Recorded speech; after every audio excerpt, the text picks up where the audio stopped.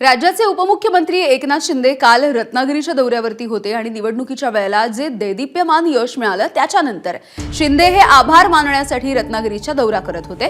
यावेळेला अनेक मोठे पक्षप्रवेश देखील पार पडलेत। दरम्यान एकनाथ शिंदेंनी पुन्हा एकदा उद्धव ठाकरेंवरती टीकेची झोड उठवली आहे। खोके खोके म्हणणाऱ्यांना जनतेनं खोक्यामध्ये बंद केलं असं म्हणत त्यांनी ठाकरेंवरती प्रहार केलाय। तर दाढीवाल्यांनी महाविकास आघाडी बंद पाडली अशी टीका सुद्धा शिंदेंनी केली आहे। कुणाचे खोके कुठे आणि काय के खोके खोके आता सगळं कशाला ते खोके खोके। अरे तुम्हाला या महाराष्ट्रातल्या जनतेने खोक्यामध्ये बंद करून टाकलं, आता तरी सोडा। म्हणजे काय म्हणतो, रस्सी जल गया पण रस्सी जळाली पण पीळ जात नाही। दाढीने तो तुम्हाला अगोदरच कमाल दाखवलेली आहे।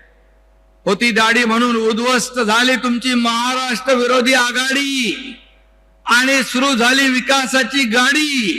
हे या दाढीने तुम्हाला 2.5 वर्षापूर्वी दाखवले। कशाला माझ्या नादाला लागता? मी कुणाच्या नादाला लागत नाही, मी कुणालाही अडवा येत नाही आणि मी आरोपाला आरोपाने उत्तर देत नाही, तर आरोपाला एकनाथ शिंदे कामातून उत्तर देणार। त्यावेळेस म्हणायचे कोण एकनाथ शिंदे, हुईज एकनाथ शिंदे, हुईज रामदास कदम। आम्ही दाखवलं आम्ही कोण आहोत ते।